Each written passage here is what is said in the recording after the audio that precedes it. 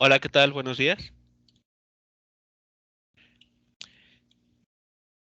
Bien, jóvenes, pues bueno, vamos a retomar la última parte de la sesión pasada, que tiene que ver con, bueno, ver cómo determinar la inercia rotacional cuando se tienen distribuciones continuas de materia.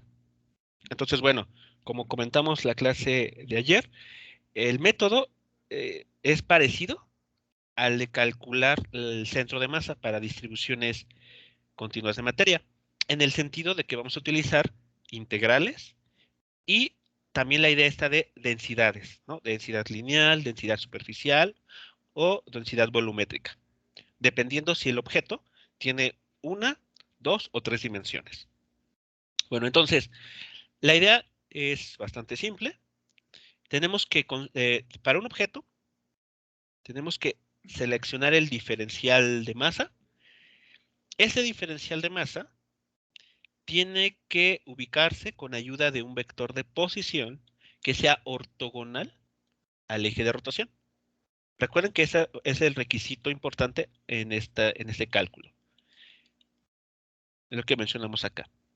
Cuando se construye la inercia rotacional, la distancia que se toma en cuenta para el cálculo y el que se eleva al cuadrado posteriormente es, es es aquella que se construye de manera ortogonal al eje de rotación. Ese es el principio importante. Bueno, entonces vamos a ver el primer caso, para no demorar más. El caso que vamos a ver es de los clásicos y de hecho les va a resultar familiar. Bueno, tenemos aquí que determinar la inercia rotacional para una varilla muy delgada, homogénea, que tiene masa M mayúscula y tiene longitud L mayúscula. Cuando, aquí viene la parte importante, recuerden, para determinar la inercia rotacional, siempre tenemos que tomar en cuenta alrededor de qué eje de rotación.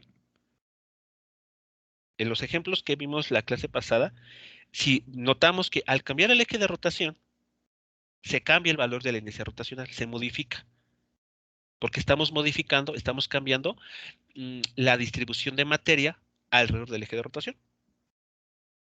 Entonces, en este caso, nos están pidiendo determinar la inercia rotacional cuando el eje de rotación es perpendicular a la varilla y se encuentra a una distancia h del extremo izquierdo de esta. Entonces, bueno, para darnos una idea de la geometría o del problema tal cual, hemos colocado la varilla, que está representada por esta franja de color azul, a lo largo del eje X. Así que bueno, la varilla está de forma horizontal. El eje de rotación que nos están pidiendo aquí considerar, lo vamos a eh, indicar con el eje Y. O sea, el eje Y va a ser el eje de rotación. Y que como notan, se encuentra a una distancia h del extremo izquierdo de esta varilla.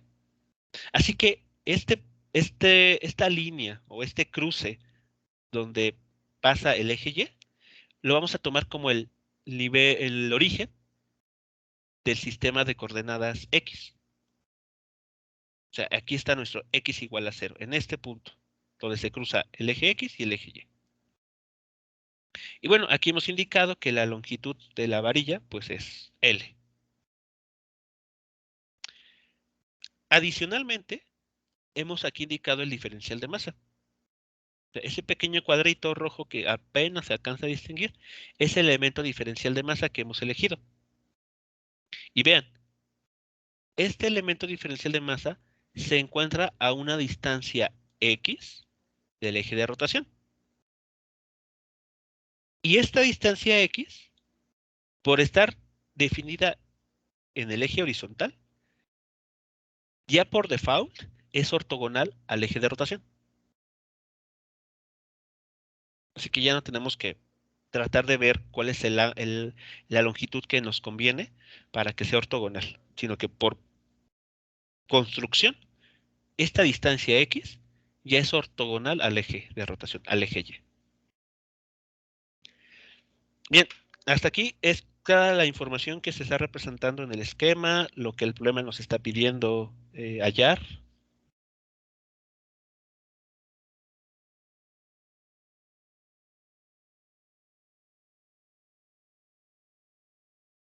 Sí, profe. Ok, vale, bueno. Ahora, ¿qué aspectos hay que tomar en cuenta antes de pasar ya a encontrar la inercia rotacional? Bueno, este elemento diferencial de masa, recuerden, se tiene que mover a lo largo de todo el interior del objeto que estamos usando aquí, es decir, la varilla delgada. No puede ir más allá de donde está definida esta varilla. Entonces, bueno, esto quiere decir que este elemento diferencial de masa, este cuadro rojo, se puede mover hacia la izquierda del eje de rotación solamente hasta la posición x igual a menos h. ¿Sí estamos de acuerdo con esta parte? No puede ir más allá de este valor. Sí, Si profe. lo, si lo hace, pues ya estamos diciendo que este elemento está fuera de la varilla, y lo cual, pues, evidentemente no puede pasar. Y hacia adelante, hacia la derecha, el máximo valor que puede adoptar este elemento diferencial es x igual a L menos h.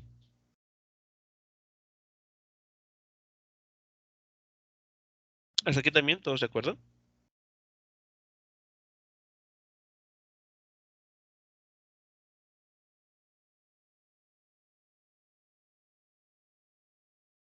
Sí, profe. Bien, y adicional a esto, el diferencial de masa, ¿cómo lo podemos expresar? Dada la distribución de materia que estamos enfrentando en este caso.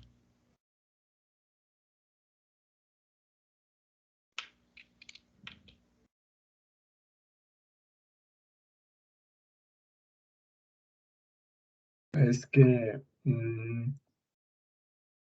pues puede ser volumétrica, ¿no? También, porque es un cilindro. También puede ser lineal, porque pues, vista de esta forma, pues sigue una línea recta. Bueno, el problema establece que se trata de una varilla delgada. Ah, entonces es lineal. Entonces, podemos despreciar su área transversal frente a su longitud. Entonces, Sí, es profe. como tener esta varilla, ¿no? De grafito, que es en esencia muy delgada, o sea, su área transversal es despreciable. Es un buen ejemplo de que es de un área transversal despreciable frente a la longitud. Ok, entonces, este diferencial de masa, ¿cómo lo podemos escribir? Si ya reconocemos que esto se trata de una distribución lineal de masa.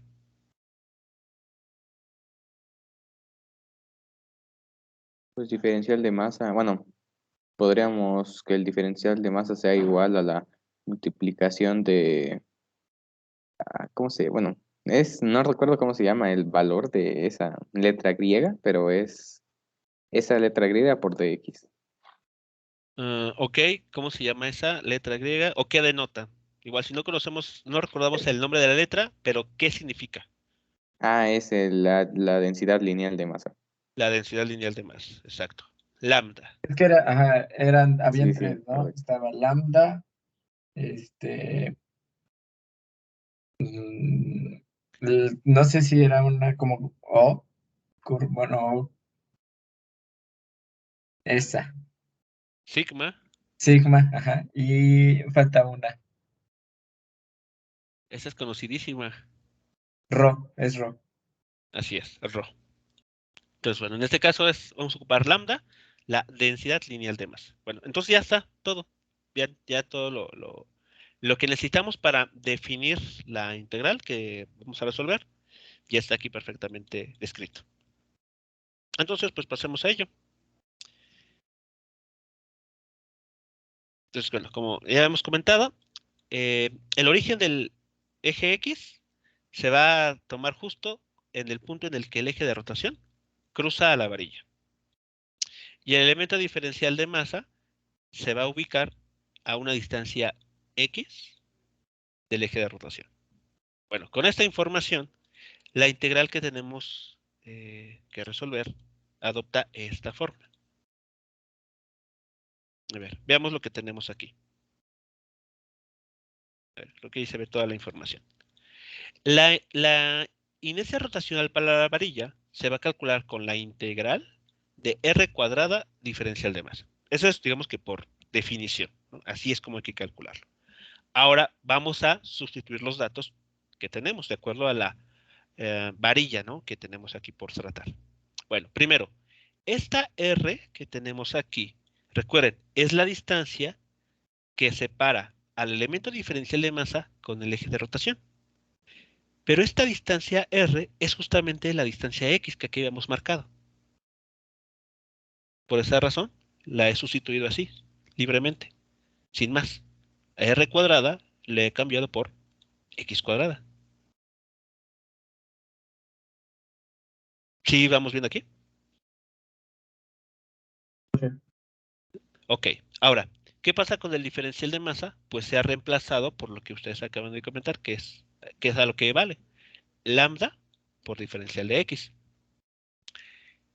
Y ya hemos escrito los límites de integración. Menos H a L menos H. Ahí está.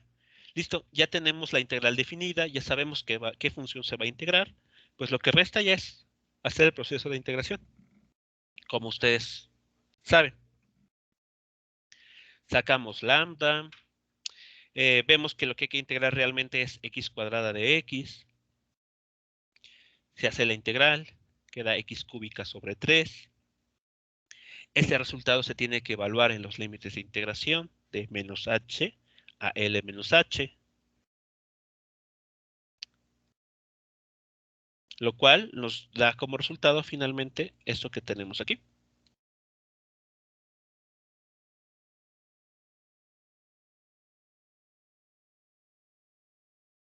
¿De acuerdo? Aquí hemos sustituido y bueno, operado con los límites de integración.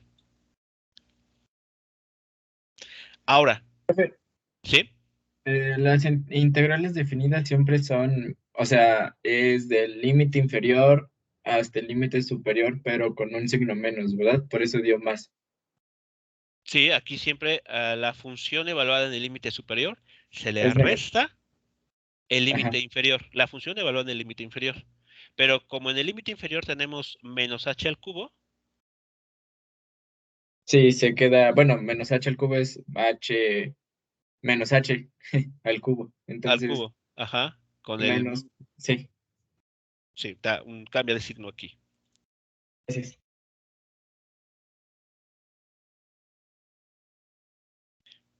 Ok, bueno, ahora, ese es un dato, bueno, la siguiente sustitución es recomendable hacer porque cuando uno encuentra la inercia rotacional para ciertos objetos, difícilmente uno va a encontrar que la inercia rotacional se expresa en términos de la densidad, ya sea lineal, superficial o volumétrica. La inercia rotacional es más común expresarla en términos de la masa y de las dimensiones del objeto que se esté tratando. Entonces aquí hemos hecho la sustitución de que lambda es igual a la masa total entre la longitud total.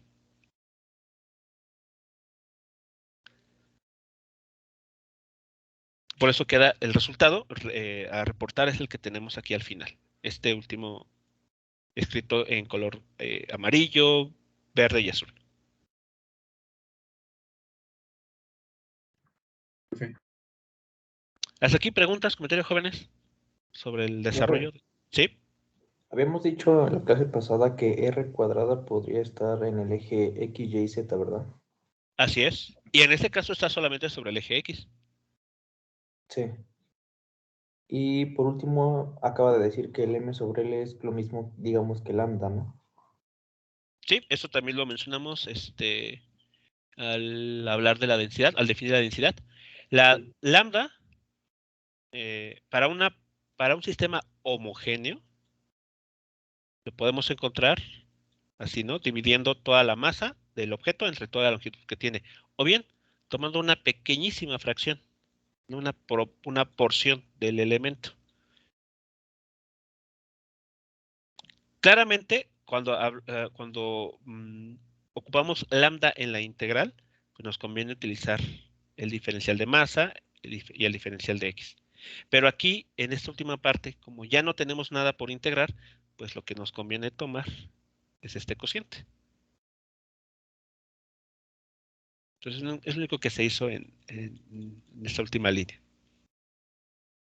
Vale, profe. ¿Vale? ¿Hasta aquí todo claro entonces con este cálculo?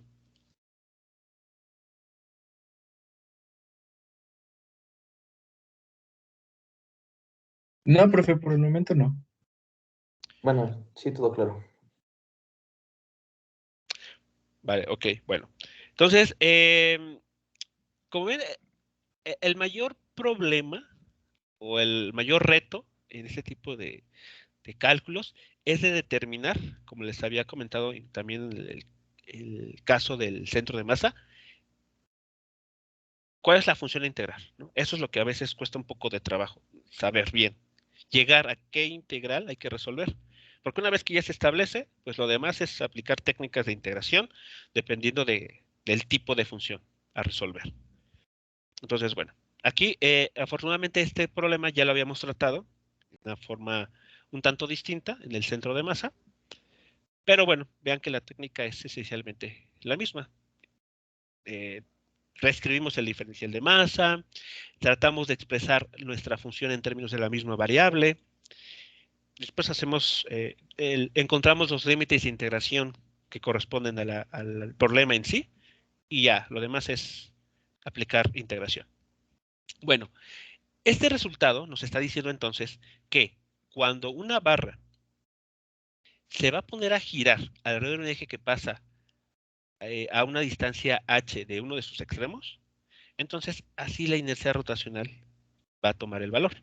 Va a depender de la masa, de la barra, va a depender de su longitud y va a depender de a qué distancia h se encuentra el eje de rotación. Bueno, este resultado que hemos encontrado nos sirve para encontrar dos valores de inercia rotacional típicos o más comunes. Por ejemplo, un caso de interés en muchas aplicaciones se presenta cuando el eje de rotación pasa justamente por el centro de masa de la barra. Es decir, cuando h vale L medios. ¿Vale? En ese caso, ¿cuánto valdrá la inercia rotacional? Cuando el eje de rotación pasa justo por la mitad de la barra, es decir, por su centro de masa. ¿Qué podríamos hacer para determinar ese valor?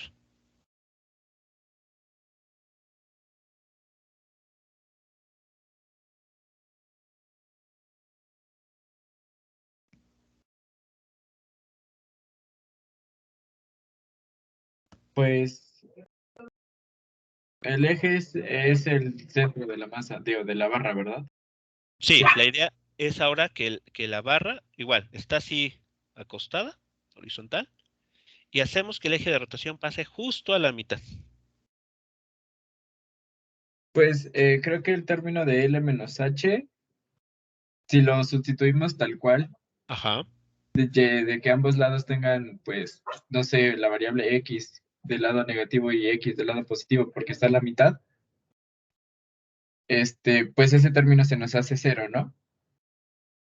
Porque Ah, sería X menos X al cubo.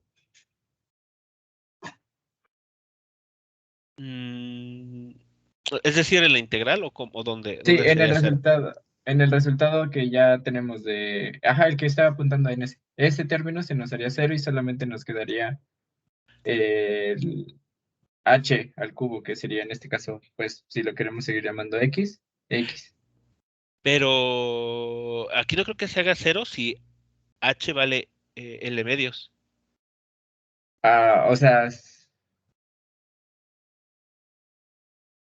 pero es que entonces también el otro lado vale L medios. Sí. Por eso, o sea, No creo que ningún término se elimine. O sea, ni este, ni este otro. Más Pues bien ahora el cambiaremos resultado los de límites la... de integración, ¿Perdón? que si cambiaremos los límites de integración. Si quisiéramos resolverlo desde el inicio, es decir, desde la parte de integración, sí. Porque ahora h estaría, perdón, el eje de rotación estaría justo a la mitad. Entonces, el menor valor hacia el lado izquierdo que podemos adoptar sería menos L medios. Y el máximo valor hacia la derecha sería L medios. Entonces, si es eso, ya nuestro resultado lo único que podríamos cambiar sería ese L menos H por L medios al cubo. Bueno, pues hacer la sustitución donde veamos h. Sí. Hagan la sustitución. Hagan h igual a L medios en este término y en este otro.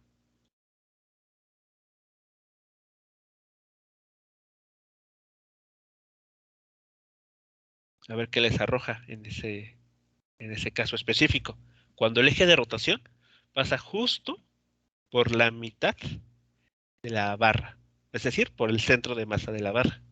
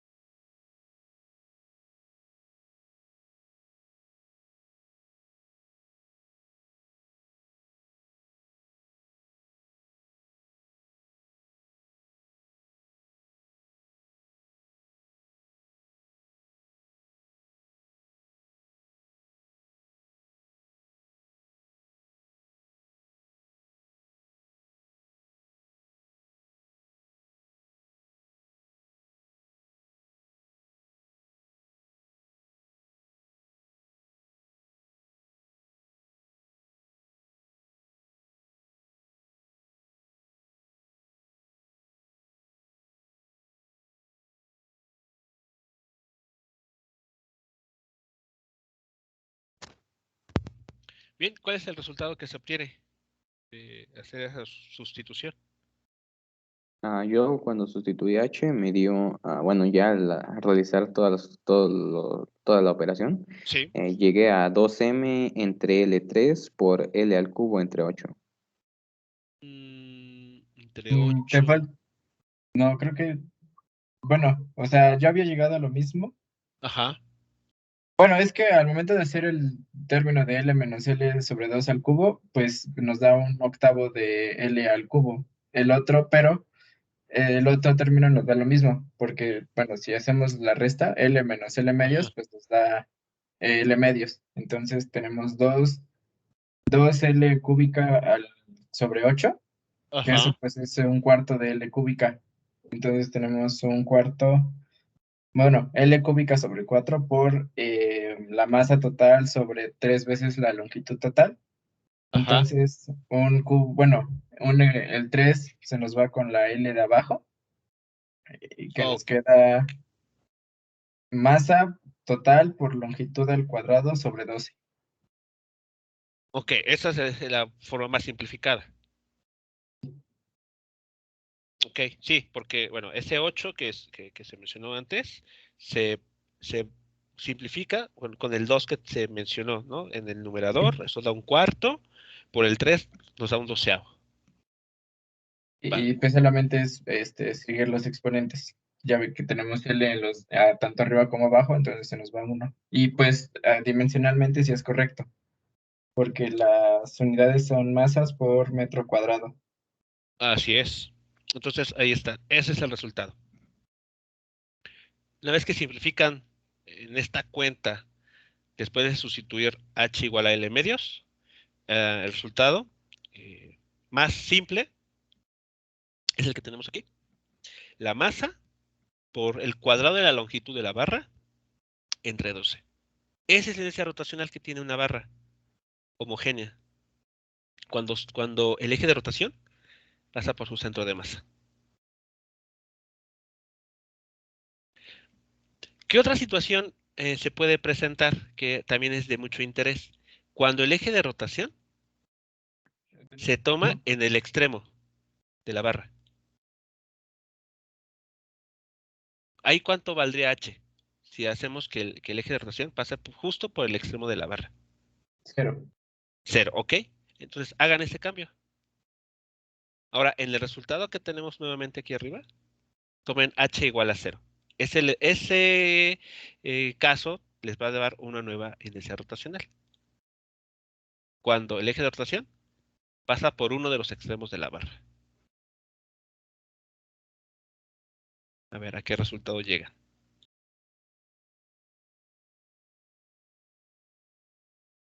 Pues a m por L cuadrada sobre 3. M por L cuadrada sobre 3. Muy bien. Ahí está entonces. Esos son los dos resultados de interés que se suelen ocupar en el análisis de inercias rotacionales. ¿Dudas hasta aquí? No, profe. Ok, No, ninguna. vale. Pregunta, ¿en cuál caso tenemos menos resistencia por parte de la barra a ser rotada? En el primero. ¿Tenemos menos resistencia? Sí. Ok, vale, bueno. E incluso se puede demostrar que, hablando, por ejemplo, hablando de la barra, la menor inercia rotacional que se va a tener siempre es cuando el eje de rotación pasa por el centro de masa. Cualquier otro eje que uno escoja va a tener una inercia rotacional que supera a este factor 1/12 que tenemos aquí. Vean que ambos términos, ambas inercias rotacionales, comparten el factor masa por L cuadrada. Pero lo que está cambiando es el factor, ¿no? Aquí 1/12 o 1/3. Entonces, el menor valor que, en un caso de una barra, el menor valor que vamos a tener aquí como factor es 1/12. Cuando se modifica el eje de rotación, el factor ya no va a ser el más pequeño, sino que por el contrario va a ser más grande. ¿Y esto a qué se debe? Bueno, a que pues cuando la barra está pues, bueno, se pone a girar alrededor de un eje que pasa por su centro de masa, ¿están de acuerdo que ahí la distribución es simétrica? Tenemos la misma cantidad de masa de un lado que del otro. Pero para cualquier otro eje que se escoja, la distribución de masa se vuelve asimétrica. Ya no es pareja.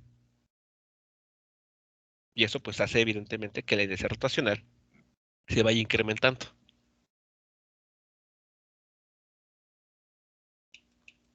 Bueno, vamos a continuar. Si no hay alguna pregunta o algún comentario sobre este resultado, o bueno, el caso de la barra, vamos a ver ahora otro tipo de problema, otro tipo de objeto que también es de mucho interés, que suele aparecer muy a menudo en el cálculo de inercias rotacionales. Y se trata de una arandela o rondana. Podemos equipararlo con una rondana.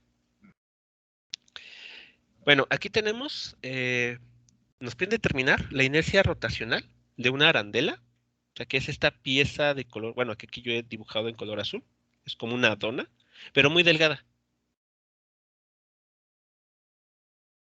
¿Okay? Es Una básicamente una rondana, lámpara. ¿no? Sí, una rondana. Muy, muy delgada. Así que, esencialmente, ¿qué tipo de distribución tenemos aquí? Mm, Sería superficial, ¿se llama? Exacto, Distribución superficial de materia. una distribución superficial. Así que vamos a tener que trabajar en dos dimensiones, porque aquí tenemos que hablar de un diferencial de área. Bueno, entonces esta rondana o arandela nos dicen que es homogénea, dato importante, tiene masa m mayúscula y tiene dos radios, un radio interno llamado R1 y un radio externo llamado R2. Nos indican que esta rondana se va a poner a girar alrededor de un eje que pasa por su centro, por esta parte central que tiene. Y además, dicho eje de rotación es perpendicular al plano de la arandela. Entonces, el eje de rotación podemos situarlo a lo largo del eje Z, mientras que el plano de la arandela está en el plano XY. Visto desde arriba, así se vería. Tenemos la arandela y el eje de rotación está justo pasando por este punto, por la parte central de la arandela. Así que bueno. Como si metiéramos un lápiz, ¿no? O sea, ahora sí que vaya en el hoyito de la arandela, entonces nos Ajá, queda de manera vertical. así es, sí. Sí, así es. La arandela la podríamos imaginar que está girando así. Visto desde arriba, rota de esta manera. Como un volante, Exacto. ¿vale? Así es como estaría moviéndose. ¿Vale? Entonces sí queda claro la información. Perfecto. Sí. Bueno, ahora, aquí el detalle está en cómo determinamos la inercia rotacional. Porque recordemos, la inercia rotacional requiere una R cuadrada, donde R, ¿qué es? ¿Qué denota esa La R? distancia que hay del eje al punto del diferencial de masa, en este caso sería de superficie. Exacto, así es. Por el diferencial de masa, ¿no? Bueno, ahora, sabemos que como se trata de un diferencial de superficie, bueno, perdón, una distribución superficial de masa, este diferencial se puede escribir así. Queda R cuadrada por sigma. Bueno, lo pongo aquí abajo, diferencial de área. Si estamos todos de acuerdo. Sí. Eso es lo que habría que hacer, ¿vale? Entonces, aquí el detalle en que, bueno, aquí el aspecto importante es similar a lo que sucedía con el problema de los centros de masa, tenemos que determinar bien cuánto vale este diferencial de área. Recuerden que el diferencial de área está íntimamente relacionado con la geometría, con el tipo de objeto que estamos resolviendo. Si se trata de un triángulo, por ejemplo, como fue en el caso de la placa triangular cuando encontramos el centro de masa, recuerden que el diferencial de área estuvo relacionado con la forma del triángulo. Cuando tratamos la placa semicircular, este diferencial de área estuvo relacionado con el hecho de que teníamos un círculo. Entonces, este elemento diferencial de área que tenemos aquí guarda mucha relación con el tipo de problema que queremos resolver. Aquí entonces el punto importante es cómo construimos el elemento diferencial de área adecuado al problema. Puede ser con la ecuación de la circunferencia con centro en el origen, ¿no? Podemos partir de esa idea, pero resulta que si lo tratamos de ese modo, vamos a tener problemas. ¿Por qué? Bueno, a ver, vamos a recordar aquí lo que sucedió. Profe, ¿Sí? tengo otra propuesta. Ok. O sea, sí, como dice mi compañero, tratar la misma circunferencia, digo, el mismo caso como el de la placa metálica, solo Ajá. que aquí tendríamos que restarle la integral del radio interno. O sea, podría ser una integral con dos integrales, no sé si se pueda llamar así, en donde primero calculemos pues el diferencial de área para el radio externo. Teniendo Ajá. eso, calculamos el del radio interno y se lo restamos a ese, pues ahora sí que a los resultados que obtengamos, y eso en teoría nos daría el anillo que está formado por el círculo rojo. Ok. Mm, pero ¿cómo construir el elemento diferencial de área? O sea, eso que se Es, comenta, creo que podría servirnos para delimitar los límites de integración. Pero aquí, digamos, el punto al que quiero llegar es que eh, el elemento diferencial de área se tiene que construir de forma adecuada. Tanto tomando la forma del objeto que estamos tratando, pero también para que sea fácil resolver la integral, para no complicarnos la vida. Entonces, vean, podríamos intentar dibujar rectángulos verticales, como lo hicimos con la placa semicircular. Pero aquí va a haber un problema. Esta parte está cortada, ¿no? Sí. No existe. Entonces, eso va a ser un detalle que podría complicarnos un poco. Pero es que por Entonces, eso ajá, decía que al momento de hacerla, bueno, es que no sé si estoy, o sea, ajá. confundiendo como pues, pero, o sea, si calculamos la integral del radio, nos estaría dando una placa circular completa, ¿no? Sí, si Por tomamos en eso, cuenta R2. ajá, por eso ahora sí que mi idea de poder, de integrar ahora R1, que nos daría pues justamente donde no está donde no hay Ajá. nada de materia, y eso nos daría pues el anillo, ¿no? O sea, yo creo que su idea es como de tipo, no sé, calcular el área completa y Ajá. después calcular el área de la parte cortada y así, digamos, restársela. Mm, o sea, sí me queda claro, o sea, cómo lo están analizando, pero Profe, ¿no sería más fácil analizarlo si utilizamos la fórmula del área de una corona circular? de hecho esa es la forma más fácil de hacerlo. Solamente que estoy como que tratando de llegar a ese punto, demostrarles cuáles serían primero las dificultades que podríamos presentar o que podríamos tener al aplicar otras formas de razonamiento en comparación a esta de la corona circular. A ver, Es no que sé, esa no me la sé, profe. es que, a ver, ustedes en sus cursos previos de cálculo integral, ¿calcularon áreas entre gráficas? Como área bajo la curva. Sí, pero entre gráficas, es decir, tienen el eje X, tienen el eje Y, tienen la gráfica de una función así, y tienen la gráfica de otra función. Y les piden determinar el área entre las gráficas, Ah, no, profe. así, Bueno, por lo menos yo no. No, yo tampoco. ¿vale? Entonces, esa es una forma de hacerlo. Esta forma de resolverlo se tendría que emplear aquí, porque Es si más notan, complicado, supongo.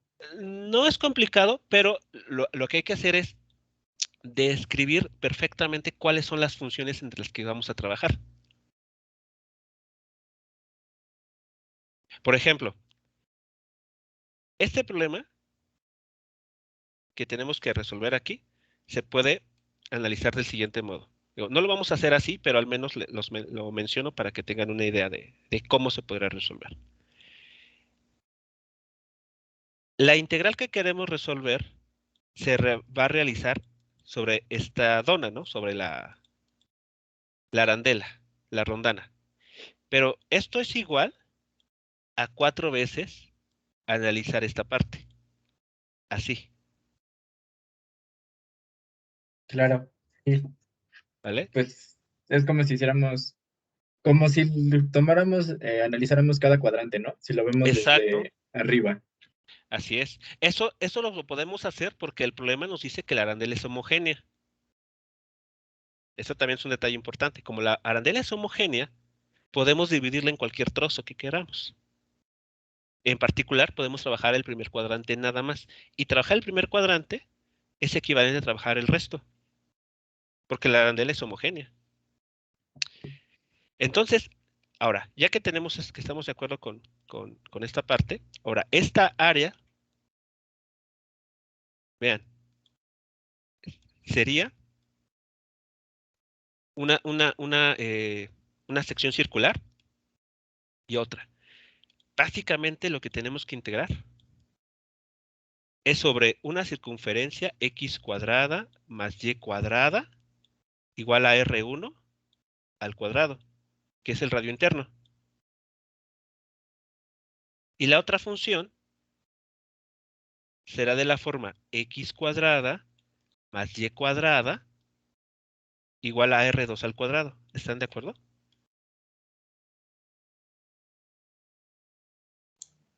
Sí. Esa es la función por debajo es la de una ecuación de una circunferencia centrada en el origen, pero con radio R1. Y la gráfica del borde superior, de la tapa, digamos, es igual de una circunferencia centrada en el origen, pero con radio R2.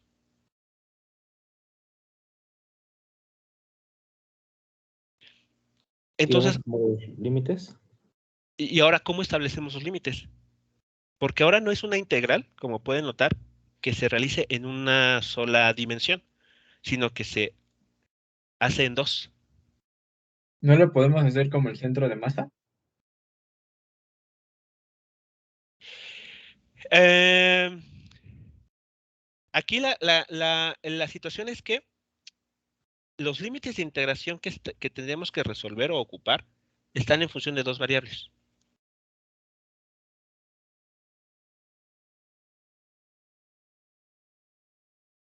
Es decir, si nosotros queremos resolver este problema, tendríamos que, y es algo que estoy seguro que no han visto, hacer lo que se conoce como integrales dobles. Está en lo correcto, profe. No lo hemos visto. No, ¿Por qué? todavía no. Porque eso es parte del curso de cálculo vectorial. Ah, dije, no, pues si es de integral y diferencial, no, pues creo que vamos un poco atrasados entonces. Pero ya dijo que es vectorial, entonces no lo hemos visto.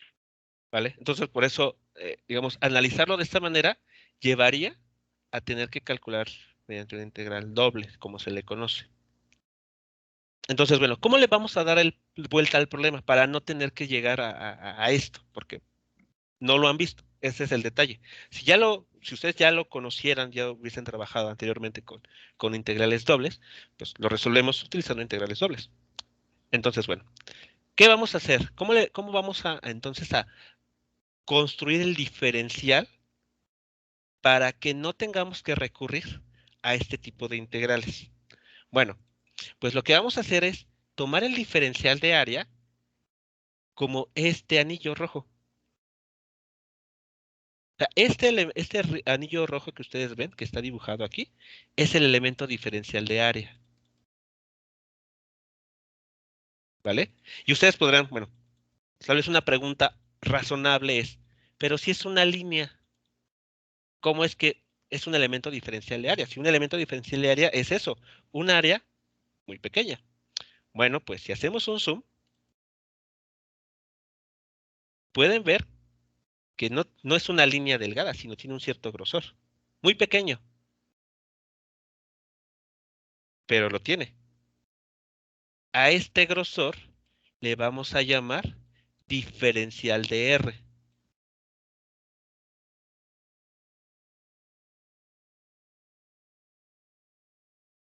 ¿Vale?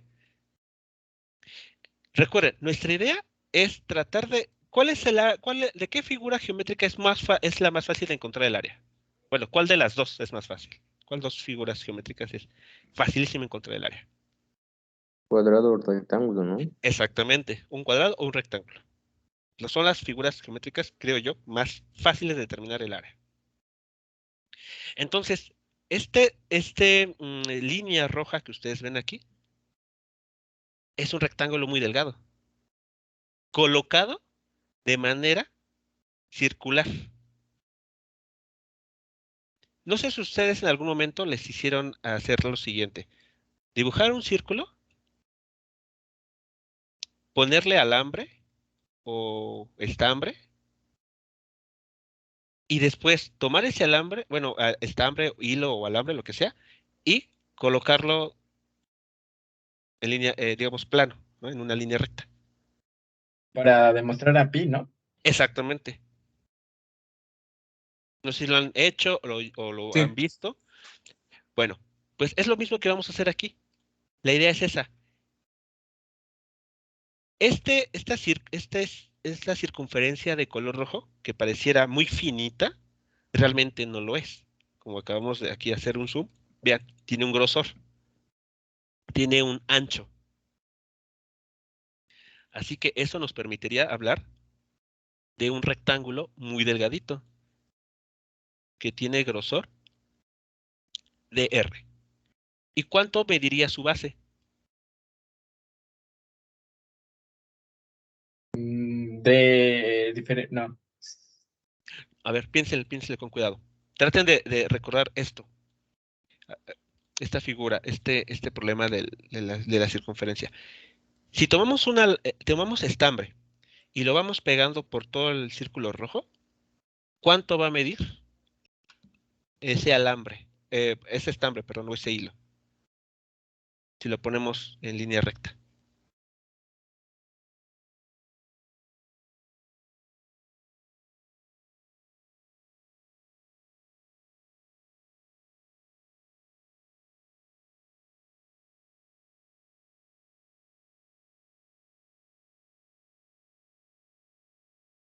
A ver, ¿cuánto medirá? A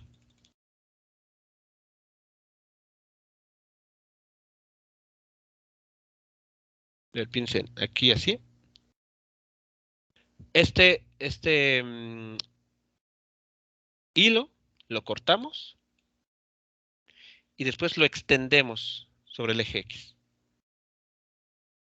Tiene un grosor muy pequeño, diferencial de R. Y lo que vendrá a ser la base es exactamente lo que mide ese hilo que hemos cortado. ¿Cuánto mide? ¿Cuánta longitud tiene? Ese círculo de color rojo. Pi. No, es proporcional a pi. Mm, ¿No es el perímetro del círculo rojo? Sí. Sí. Entonces, ¿cuánto mide el perímetro del círculo rojo? pi por diámetro. Pi por diámetro. ¿Y el diámetro expresado en términos de R, cuánto vale? Pi por 2R. 2R pi. 2R. Exacto, ahí está. Pues ahí está nuestro rectángulo, muy delgadito, colocado de manera que, que está alrededor del eje de rotación, como lo tenemos en la figura de la izquierda. Ese es nuestro elemento diferencial de área. Sigue siendo un rectángulo, pero no un rectángulo como estamos acostumbrados a ver, que es así vertical, sino un rectángulo que se construye muy largo, de manera que después se va pegando hasta formar un círculo de radio R minúscula.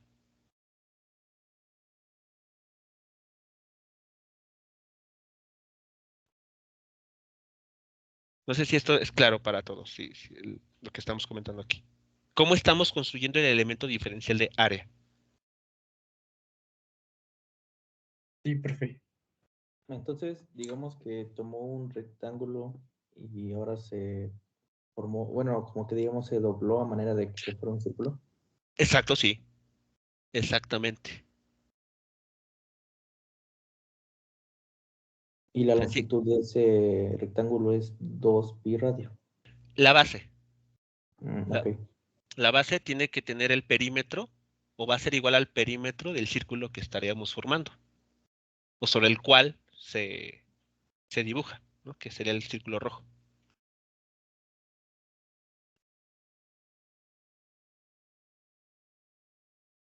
¿Y esto por qué podemos hacerlo? Bueno, ¿cuál es el argumento de esto? Bueno, porque este problema en concreto, el de la arandela, tiene una simetría muy particular, muy bonita, que es una simetría, se le conoce como cilíndrica. No sé si estás tomando ¿cómo se llama? Números complejos. Bueno, pues en los números complejos tenemos esta simetría.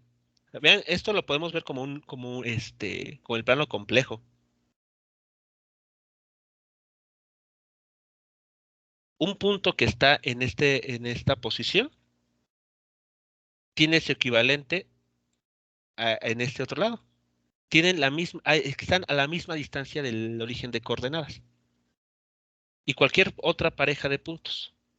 Entonces, ese tipo de simetría se le conoce como simetría cilíndrica o polar, hay en algunos casos que le llaman polar, nos permite a nosotros hacer lo que acabamos de hacer.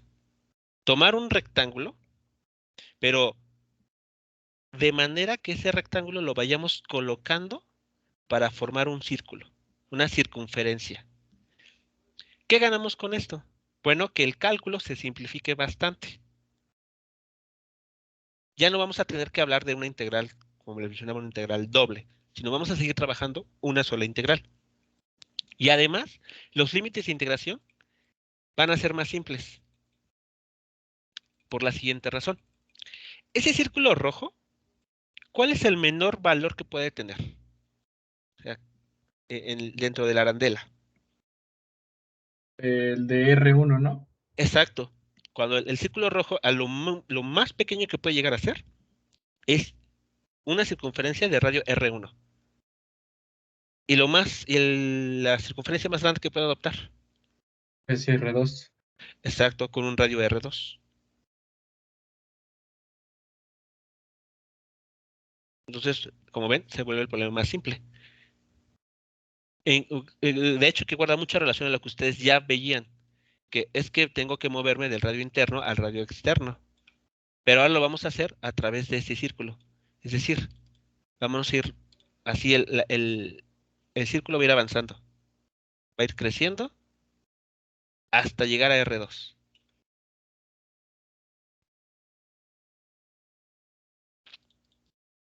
¿Vamos bien hasta aquí entonces con esta idea?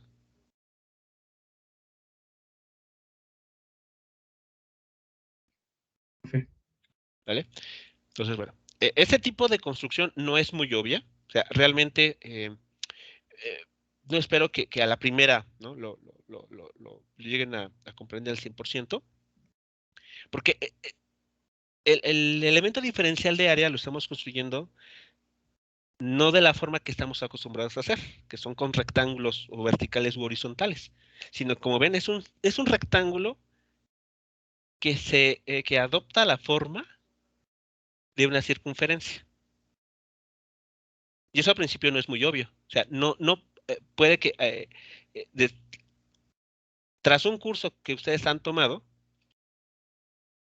a nivel bachillerato, no les puede ser tan inmediato reconocer que sí tiene que ser el elemento diferencial de área. Entonces, bueno, yo esperaría que una vez que pasen por el curso de cálculo vectorial, puedan regresar a esta parte, ver estas notas y decir, bueno, ya entiendo por qué. ¿Por qué se tenía que hacer así, no? O por qué conviene, para simplificar las cosas, tomar el elemento diferencial de área de esa manera. Pero bueno, ya ustedes dirán si eso ocurre, ¿no? Si coinciden con esto de que la forma más adecuada, más simple, mejor dicho, para trabajarlo es construyendo el rectángulo de esa forma. Bueno, pues eso es lo que tenemos, bien. El elemento diferencial de masa se construye a través de este rectángulo, que tiene como base 2πr y como altura, una altura muy pequeñita, que es diferencial de r. Por lo tanto, el diferencial de masa se expresa de esta manera, como sigma 2πr diferencial de r.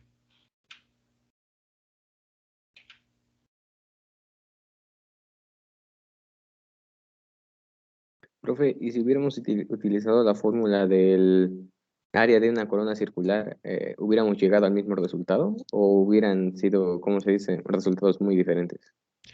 No, de hecho, esto es el de una corona circular muy delgada. de radio.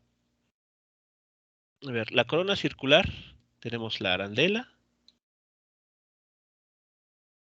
Ok, la arandela está aquí. Y bueno, más que una corona, creo que sería un anillo, ¿no? O no sé cómo lo estaremos pensando. Sí, sí, sí. Pero muy delgado. O sea, el punto aquí es que estamos buscando un diferencial de área. Por lo tanto, el anillo tiene que tener un diferencial de radio, que es justamente esta distancia. O sea, que es exactamente la misma idea, pero considerando que el área tiene que ser muy delgada.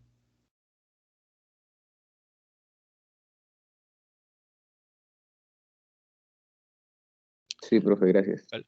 ¿Sí de nada? Bueno, entonces, ok. Listo, ya tenemos la información que necesitamos. Ya tenemos identificado perfectamente nuestro diferencial de área. Por lo tanto, el diferencial de masa queda así, expresado. Bueno, lo siguiente pues es sustituir en la fórmula para determinar la inercia rotacional. Y queda así. Vean ustedes. Tenemos la inercia rotacional se determina con la integral de r cuadrada diferencial de masa. Aquí la r cuadrada es la misma que tenemos para el círculo. Es decir, vean, si nos vamos a la figura que les mostré hace unos momentos, esta distancia r a la cual se encuentra el círculo rojo es exactamente igual a la distancia ortogonal que separa al elemento diferencial de masa del eje de rotación. ¿Estamos de acuerdo? Es la misma cantidad.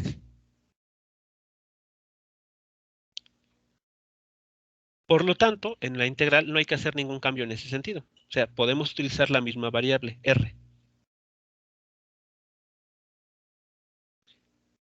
Sustituimos el valor del diferencial de masa y como ven, los límites de integración de una sola integral va de R1 a R2.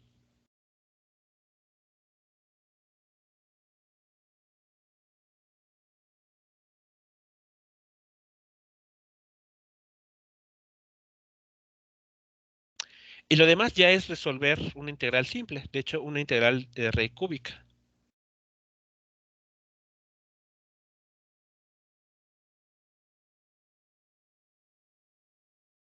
Hasta aquí vamos bien entonces con este resultado.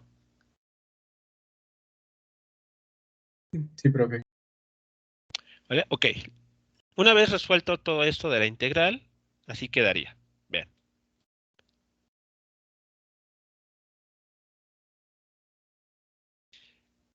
Aquí nuevamente hacemos la sustitución de que la densidad superficial de masa es igual a la masa total del objeto entre el área que tiene.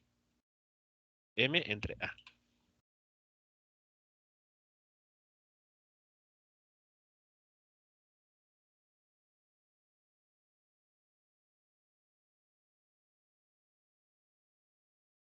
Hasta aquí, preguntas, comentarios sobre este último resultado.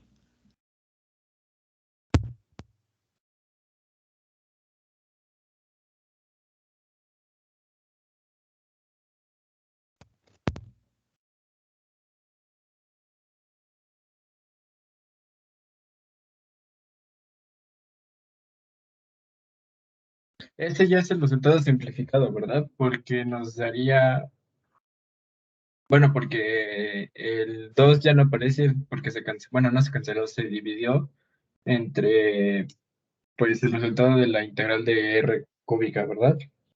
Ok, sí, ahí la integral nos arroja un factor 4 en el denominador. Y tenemos un 2 fuera, ¿no? Entonces 2 entre 4, pues ya nos hace un medio. Correcto, así es. Pero bueno, de hecho, eso todavía podemos simplificarlo más. Porque ¿cuál será el área de la arandela?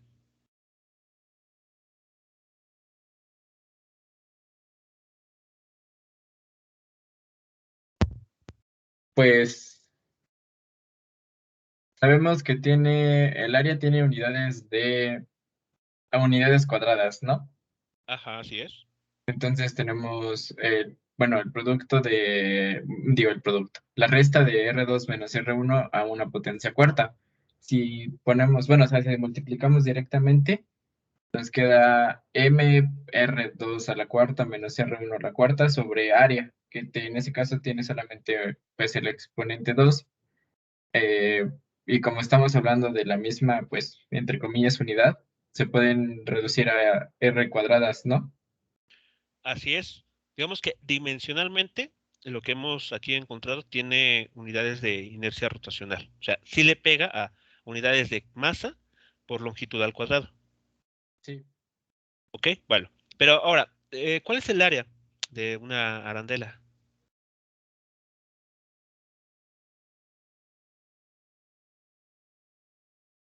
¿Cuál será el área de esta pieza, de esta dona?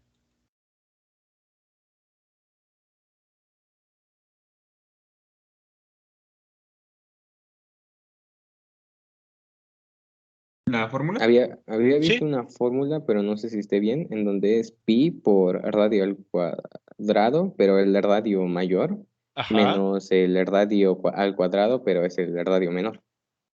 Sí, porque esencialmente, ¿qué es lo que estamos haciendo? A un círculo completo, piensen así, tenemos un círculo completo, le estamos quitando esta parte, la parte central. Entonces, al área más grande le restamos el área más pequeña. Así que sí, es correcto, es una forma, de hecho, esa es la ecuación para el área de la arandela. Vean, a un círculo de radio R2 se le resta el área de un círculo más pequeño, de radio R1.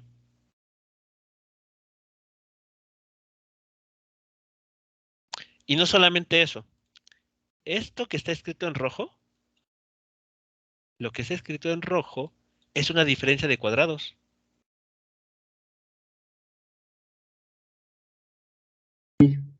Vean, es R2 al cuadrado más R1 al cuadrado por R2 al cuadrado menos R1 al cuadrado.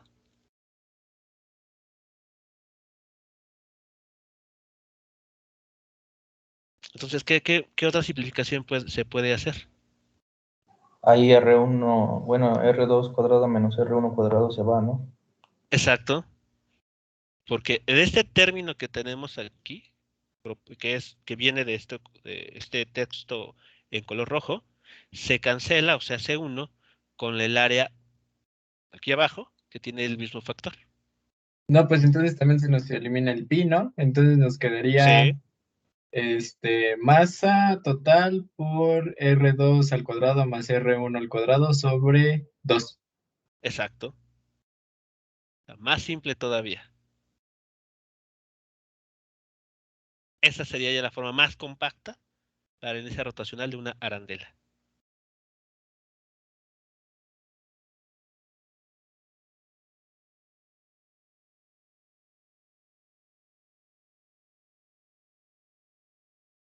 ¿Estamos viendo hasta aquí entonces?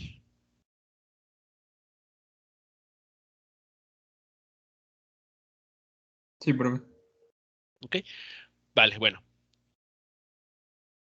Similar al caso de la varilla, hay dos casos muy particulares que igual son de interés a la hora de analizar inercias rotacionales de este tipo de objetos. Este es, como vemos, esto es para una arandela, ¿no? Para una rondana. Pero, ¿qué pasa cuando R1, es decir, el radio interno, se tiende a cero? ¿En qué se convierte la rondana? En Si el radio una, interno, en ajá, una placa circular. en una placa circular. Exacto, en un disco esencialmente. Y en ese caso, ¿cuál será la inercia rotacional del disco de Frisbee? Pues masa por R2 sobre 2. Exacto. Ahora solamente hay un radio, ¿no? Que es el radio externo. Entonces, para un disco, la inercia rotacional vale justamente esto. La masa del disco o de la placa circular por su radio al cuadrado entre 2. Así de sencillo. ¿Cuál es el otro caso de especial interés? Cuando el radio R1 comienza a crecer hasta parecerse al radio R2.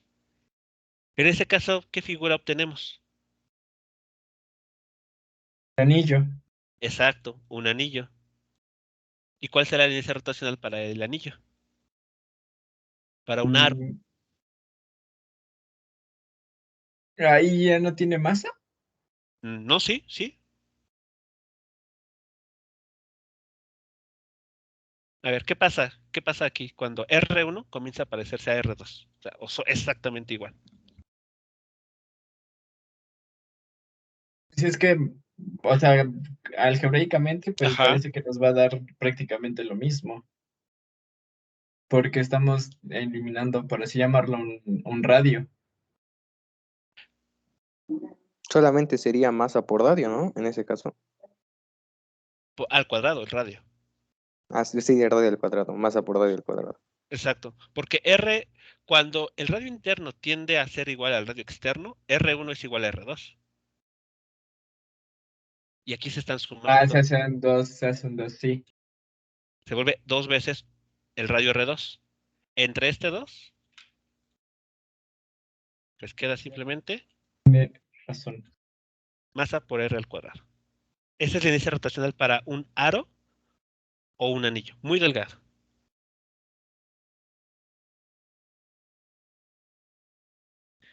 Estos son son algunos de los objetos de interés que se estudian en el cálculo de inercias rotacionales. Digo, son algunos porque existen varios más que por cuestiones de tiempo, pues ya no vamos a ver cómo obtenerlos, ¿no? A hacer los cálculos para obtener las inercias rotacionales.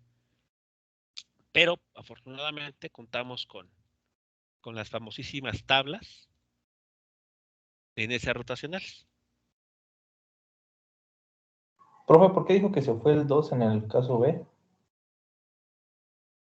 Porque cuando R1 se parece a R2, aquí se suman Ok. 2 veces R2, por ejemplo. Con este 2 Ah, que ok. está dividiendo, ya, nos deshacemos del 2 en el numerador.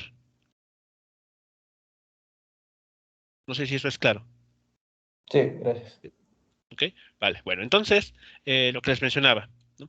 Hay tablas que ustedes pueden consultar en los textos que tenemos en Classroom o en algún otro lugar, ¿no? En Internet hay varias páginas o tablas que les muestran a ustedes inercias rotacionales para distintos cuerpos rígidos. Vean, aquí tenemos los que calculamos el día de hoy. Para una varilla que gira alrededor de un eje que pasa por su centro, un doceavo de m por la longitud al cuadrado. El de una varilla delgada que pasa por uno de los extremos. Bueno, el eje pasa por un extremo, un tercio de m al cuadrado. Tenemos aquí está el de un aro delgado. Aquí está el aro muy delgado cuando el eje pasa por su centro, mr al cuadrado. Cuando tenemos un cilindro o un anillo, o en el caso de una rondana también, un medio de m por la suma de los cuadrados de los radios. O sea que bueno, vean que aquí hemos obtenido algunos de los Ese que datos acaba de que decir, aparecen. ese último ¿Cómo? que acaba de decir es el que sacamos, ¿no? Sí. Sí, logramos nosotros aquí en esta clase ver cómo se obtienen estas inercias rotacionales. Algunos ejemplos. No son todos, como pueden notar. Pero bueno, lo importante es que vean que estos resultados de las tablas, cómo se pueden obtener. Que no solamente vean que, bueno, que alguien se le ocurrió dar esos valores y todos felices y contentos. Pues no. Realmente los podemos obtener mediante integrales. Ahora, hay algunas integrales que son más o menos difíciles de resolver. Todo va a depender de la geometría del problema. Y claro, también de la herramienta que tengamos para resolver esas integrales. Profe, ¿Sí? ¿esas tablas están en los libros? Sí. Ok, Esas dos tablas las tomé de los libros que tenemos en Classroom. E igualmente los pueden encontrar en Internet. Es más, si indagan un poco en Internet, puede que den con páginas donde les muestran a ustedes explícitamente el cálculo, que ya no vamos a hacer aquí por cuestiones de tiempo. ¿Son tablas de inercia rotacional, profe? Así es, tablas de inercia rotacionales. Entonces, lo que vamos a hacer en la siguiente clase es tomar estas inercias rotacionales de las tablas y utilizarlas para resolver algunos ejercicios.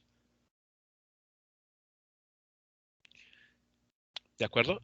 Entonces, no me preocupa tanto, o mi intención aquí no es que se las memoricen, no es que se las aprendan, sino que pueden armar su propio formulario, si así lo desean, pero lo que realmente me importa es que sepan cómo utilizarlas, ¿no? Cómo implementar esos resultados que aparecen aquí para resolver alguna situación específica. digamos que primero vimos de dónde vienen, o sea, Ajá, creamos la fórmula por nuestra propia cuenta para que no digan, ah, pues la fórmula es así porque nada más. Y así ahí es, la siguiente clase le vamos a dar uso a ellas. así es. Sí, porque como ven, son muchas figuras. Entonces, pues lamentablemente por cuestión de tiempo no vamos a poder dedicarle una sesión a cada una de ellas para ver de dónde obtenerlas. Pero me basta con que hayamos resuelto 4. De hecho, 6. Si somos eh, más estrictos, resolvimos 6. 6 casos. Ya después vimos casos particulares, ¿no? Para una varilla el eje de rotación pasa justo a la mitad o cuando pasa por el extremo. O para el caso de una rondana, cuando la rondana o sea, tiene su superficie, y después cómo convertirla en un aro o cómo pasarla a un disco. Entonces vimos esencialmente seis casos. Bueno, antes de entonces de ver esos ejercicios, voy a comentarles dos resultados muy importantes que se ocupan para determinar inercias rotacionales. Son otras herramientas que vale la pena que ustedes conozcan. Y esto porque les van a ustedes facilitar la vida a la hora de calcular inercias rotacionales. Vean, bueno, esas tablas las pueden consultar, repito, en internet, pueden buscar adicionales, aunque típicamente esas son las que van a encontrar, ¿no? Difícilmente pueden encontrar alguno más, pero si lo hacen, perfecto, qué mejor. Pero bueno, estos también ya están en los libros que tenemos en clase. Bueno, el primer resultado que va a ser muy importante se conoce como teorema de ejes paralelos. Y bueno, voy a parafrasear un poco lo que aquí tenemos escrito. El teorema de ejes paralelos, esencialmente, en resumen, dice lo siguiente. Usted tiene un objeto, ¿de acuerdo? Puede ser un anillo, puede ser un cilindro, puede ser una varilla, lo que ustedes guste. Ok. Y usted conoce, ya sea por tablas o porque usted lo dedujo, lo obtuvo mediante integración, conoce la inercia rotacional de ese objeto cuando el eje de rotación pasa por su centro de masa. A esta inercia de rotación la vamos a conocer como ICM. ¿Vale? ¿Vamos bien aquí? Esta inercia, vamos a asumirla conocida. Esa inercia rotacional obtenida cuando el objeto se pone a rotar alrededor de un eje que pasa justo por el centro de masa. Y supongamos que queremos hacer que ese objeto se ponga a rotar, pero alrededor de un nuevo eje, de un eje distinto al primero, al de color blanco. Entonces, para ese nuevo eje, tenemos que calcular la inercia rotacional. que vamos a llamar simplemente I. Bueno, lo que dice el teorema de ejes paralelos es, si usted conoce esa inercia rotacional alrededor del centro de masa, entonces, para conocer la nueva inercia rotacional alrededor del nuevo eje, lo único que hay que hacer es, a esta inercia ya conocida, sumarle este producto, donde m es la masa total del objeto y h es la distancia que hay entre estos dos ejes de rotación. Y así, de manera simple, podemos obtener esa nueva inercia rotacional. Ya no es necesario que tengamos que obtenerlo desde el inicio, es decir, desde integrales, sino que basta con conocer este resultado, sumarle este producto para tener esta nueva inercia rotacional. ¿Siempre se va a sumar ese producto, profe? Sí, eso es lo que dice el teorema de ejes paralelos. Siempre se tiene que sumar esa cantidad. Donde Entonces, la de H es la separación que hay entre estos dos ejes, que tienen que ser paralelos. Por eso el nombre de teorema de ejes paralelos. entonces esa inercia solita es otra cantidad paralela a la de la inercia del centro de masa. Es una inercia, sí, que se estaría calculando respecto a un eje paralelo al eje que pasa por el centro de masa.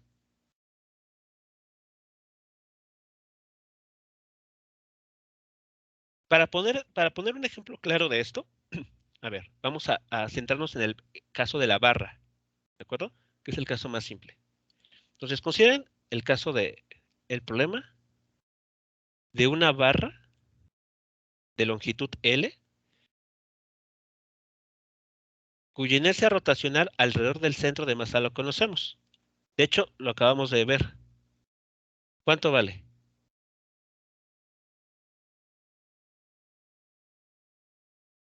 La inercia rotacional, Bueno, ajá, supongamos que la barra tiene una longitud L, pues sí. L entre 2. Pero No, se refiere a que una, se...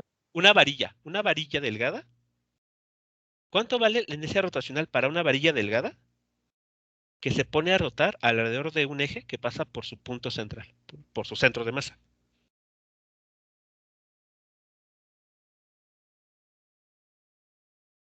Ah, Un era doceavo M. de la masa por Ah, la longitud al cuadrado.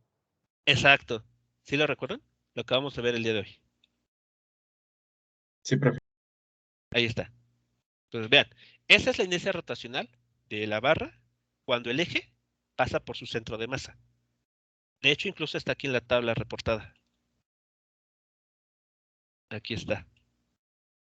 O acá abajo también. Aquí lo tienen. Un doceavo de m por L al cuadrado. De hecho, estas inercias que aquí aparecen en las tablas, muchas de ellas están considerando que el eje pasa por el centro de masa de la figura. O sea que prácticamente en las tablas ya nos están regalando este dato. Bueno, siguiente situación. Imaginemos que esta barra se va a poner a girar ahora respecto a un nuevo eje. Un eje que va a pasar por este lado. Ahora queremos que este sea el nuevo eje. ¿Cuánto vale esta distancia que separa a estos L dos ejes? medios. Exacto. ¿Sí estamos de acuerdo todos? Que esa es Sí. la separación entre ambos ejes. L medios. De aquí a acá, L medios. Bueno, pues hagamos esa sustitución. Vean, dice ahora, a esta inercia que usted ya conoce, que pasa por el centro, bueno, calculada alrededor de un eje que pasa por el centro de masa, súmele el producto de la masa del objeto por h al cuadrado. Pero h, ¿cuánto vale aquí? L LMS. medios. Ok, muy bien. ¿Y cuánto les da esta operación? Una vez que simplifican, que reducen todo.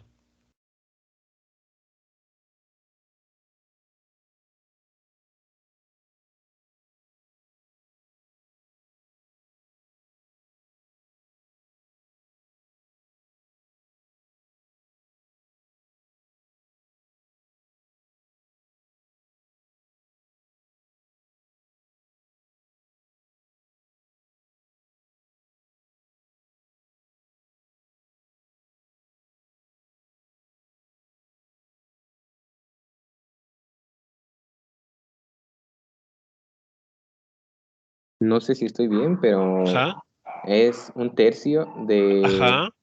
L de 2L cuadrada más 2M. Pero, pero ¿se puede simplificar eso? O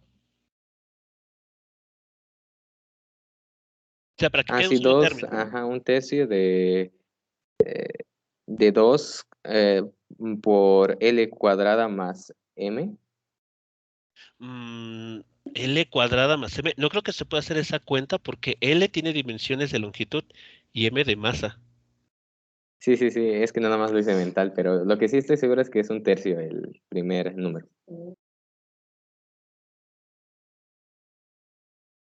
Ok, a ver, ¿qué será?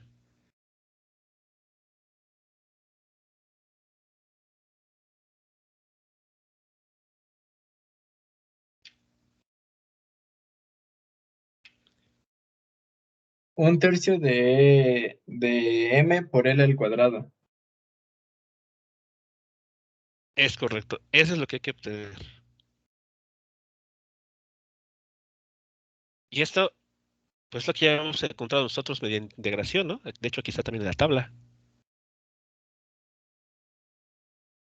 Es lo mismo que encontramos aquí.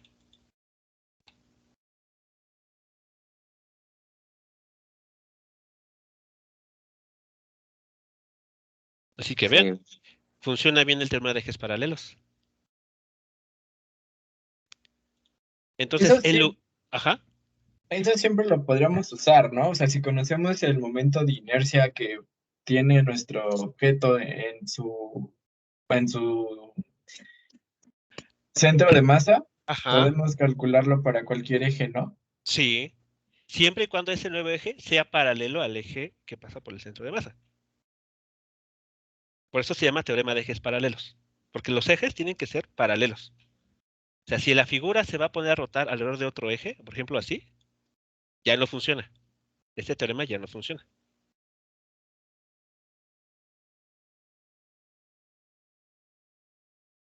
Tendremos que conocer su eje digo, su centro de masa para el otro eje, ¿no? Claro. O sea, si la rotación va a ser de esta manera, entonces tendríamos que conocer la inercia rotacional para este nuevo eje, que también puede pasar por el centro de masa, y de esa manera podemos tomar en cuenta cualquier otro eje, pero paralelo a este otro.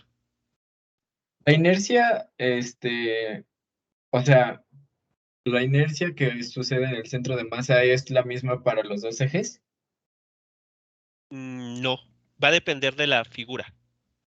Por ejemplo, aquí tenemos un ejemplo clarísimo. ¿Dónde está? Aquí está. Tenemos en el inciso A y el inciso B aros delgados. Es el mismo aro. Pero vean, en la figura del inciso A tenemos al aro rotando de esta forma. Pero en la figura de al lado, bueno, la de abajo, está girando de otra manera. O sea, el eje sigue pasando por su centro. Pero no sé si queda claro cómo está aquí la rotación. Y una es como si giráramos una moneda y la otra es como un anillo. Exacto. Aquí, así está girando esto. Entonces, es la misma figura, el eje pasa por el centro de masa, o sea, por la parte central, pero la distribución de materia es diferente.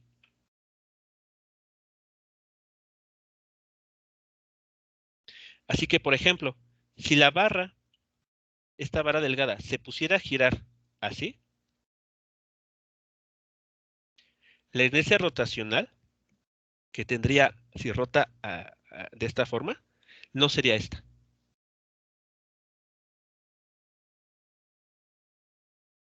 Cambia, porque la masa es diferente. Perdón, la distribución de masa es distinta.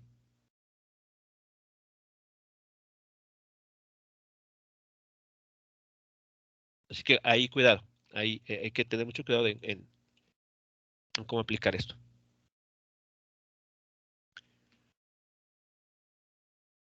Bueno, pero sí, al menos sí quedó para esta parte, queda claro entonces cómo el teorema de ejes paralelos sí nos permite reproducir este resultado. Sí, profe. ¿Vale? Y así funciona. Eso, por ejemplo, ¿qué aplicaciones puede tener? Bueno, no sé si checaron el video que nos compartieron en el grupo de WhatsApp sobre la bola de boliche. Sí. ¿Vale? Ok, bueno. Profe, En un caso simple, la bola de boliche se puede hacer girar respecto a un eje que pasa por su centro de masa, ¿no? De hecho, el video así lo menciona, como una primera aproximación. El eje puede estar justo a la mitad. Entonces, vean, así como las llantas de un automóvil, ¿no? Que está el eje de rotación justo en la parte central. Pero esta inercia rotacional la podemos modificar. Podemos hacer que el nuevo eje se desplace una cierta distancia fuera del centro de masa. Y entonces el nuevo eje será este. Entonces, en lugar de hacer todo el cálculo de la inercia rotacional para este nuevo eje, pues lo que podemos hacer simplemente es aplicar el teorema de ejes paralelos. Si ya conocemos la inercia rotacional para una esfera que rota alrededor de su centro de masa, bueno, de un eje que pasa por su centro de masa, aplicando el teorema de ejes paralelos podemos conocer la nueva inercia para cualquier otro eje que sea paralelo al primero.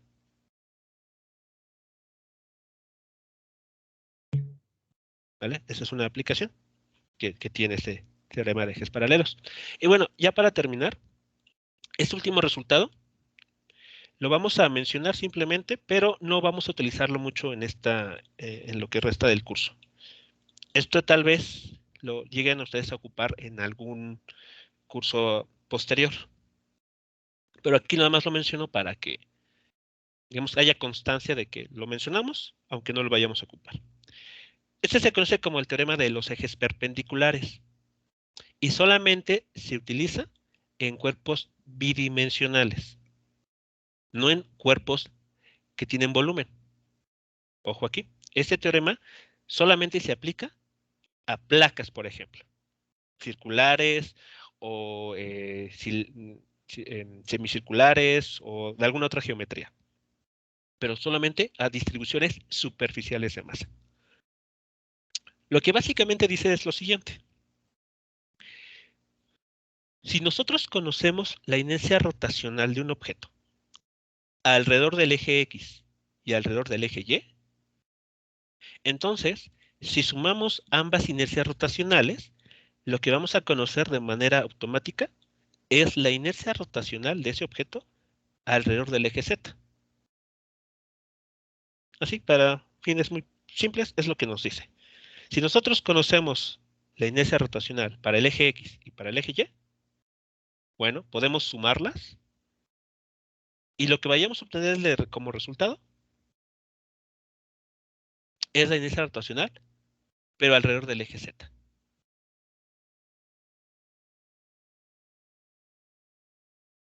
¿Vale? Algo simple, algo sencillo que nos dice ese teorema de ejes perpendiculares, que simplemente lo menciono aquí, pero que realmente no vamos a ocupar. Vamos a sacarle más provecho al teorema de ejes paralelos.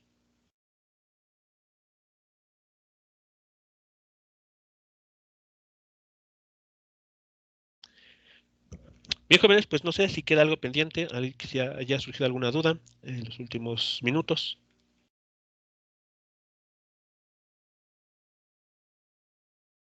No, profe, todo bien. Todo bien, parece ser profe. que no, profe. Ok, vale, No. bueno, pues la siguiente sesión entonces vamos a ver algunos ejercicios para pues ver cómo aplicamos la información de las tablas de estos datos a la hora de resolver ejercicios. Entonces, bueno, ustedes sin ningún problema pueden armar su propio formulario, si así lo gustan, pueden tener a la mano la información. Lo importante es saberla, cómo aplicarla, ¿no? Cómo la utilizamos para resolver ejercicios.